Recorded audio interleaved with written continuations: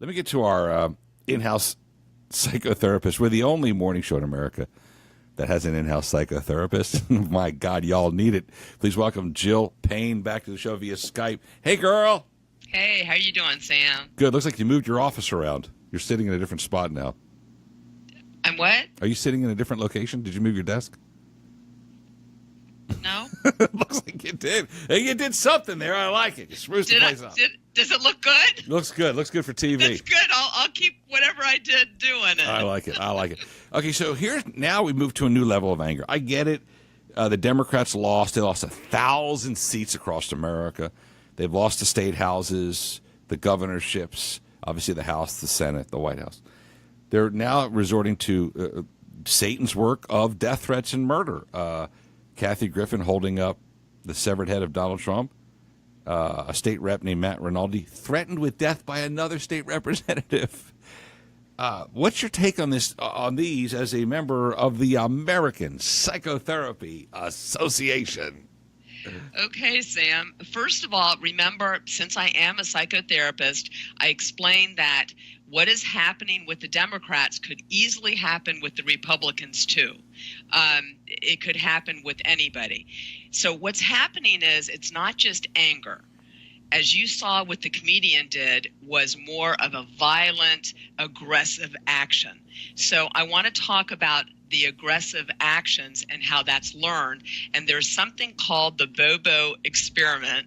I'm not going to go through a big thing of it because people can go look it up. Dr. Bandura, who is a behavioralist, he's the one that studied it, and he studied it many, many times. So it's scientifically proven that when it's called the modeling theory or the social learning theory. So we learn how to behave. And so what I'm saying is we are naturally, we get angry. That's an emotion. That's healthy. It's a wonderful thing. It motivates us. What happens is we learn how to behave. So what they did was they had 3 groups, won't get really into it. Basically, they modeled these young kids that were not aggressive. They saw these kids behave, and normally they were not aggressive. So they had them watch this man, adult, go into this room with this Bobo doll, which is a big doll. It has weights on the bottom. You know, you can punch it. Right. And okay. So he punches it, and he takes hammers, and he just really mutilates this Bobo doll. He throws it up in the air. And so these kids come in, they model the exact same behavior.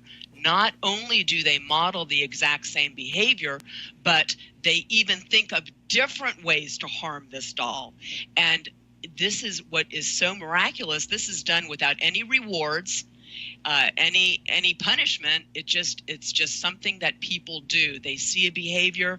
And so what's happening in our society, and I keep on talking about this, we have all technology, media technology, and everything is sensationalized. And so we're seeing these people doing what the comedian's doing and getting away with it. And so we need to have more where there's punishment, or there's better models, right. Because punishment doesn't work as well as positive. So we need to have models doing, not putting up with things like that. For instance, Trump tweeting, that's poor behavior, was a wonderful thing that he did. We need to have more people doing that. Now, one more thing. There was the Dr. Milgram. They didn't do this experiment again because it was sort of a funky experiment, because he did it after the Hitler thing. And so it had to do with obedience. And so what he did, they can look it up. It's even a movie, the Milgram experiment. They were put in front of this machine that they electrically supposedly were shocking a person on the other side. The person on the other side, of course, was not being shocked. Right. And then they had this person in a white jacket tell them, yes, you've got to do it, you've got to do it. And they're like, no, I can't do this. He's screaming and blah, blah. Okay. So what it was showing is that we will be obedient to authority figures. We do not question it. If a policeman comes in and beats somebody up, we're just, okay, fear, and plus we just don't question it. So that's all this that is going on. How was that? Was that a good Interesting. Yeah, I'm just concerned about Jill Payne, by the way, in-house psychotherapist.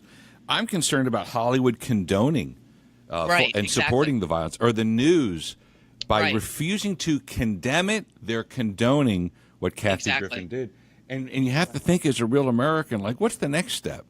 Madonna said she wanted to blow up the White House. Who was the actress? Ashley Judd, with her Jew hate comments about Trump at that miserable feminist rally. You know, he's a Nazi. And now you've got this beheading thing, and there's no, from this little tiny group of people who run Hollywood and the news, there's no condemnation. I'm concerned that There's no accountability. Yeah. So they don't have any accountability, and that's what's missing.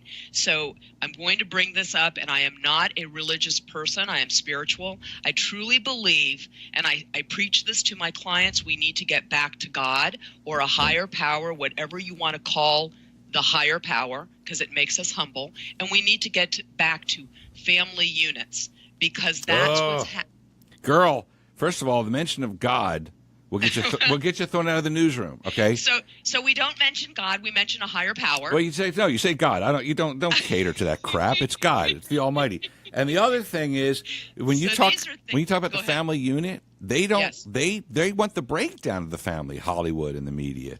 They don't want a mommy and daddy to raise a child, because that would raise a good kid. They want it raised by 17 dads, 42 moms, whatever. So they're against the family unit, which they're on record as, and they're against the presence of God in our lives by taking down the 10 Commandments in courtrooms and from government buildings and stuff. So what's your third attempt at this?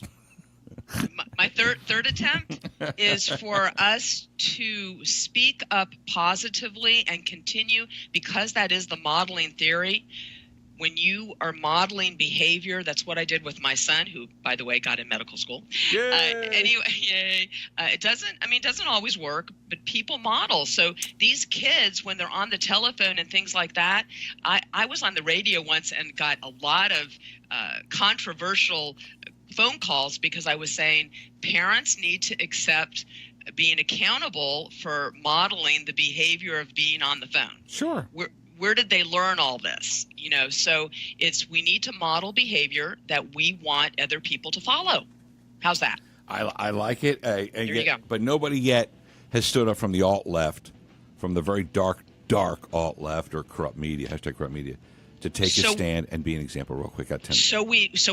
We need to have someone in the middle.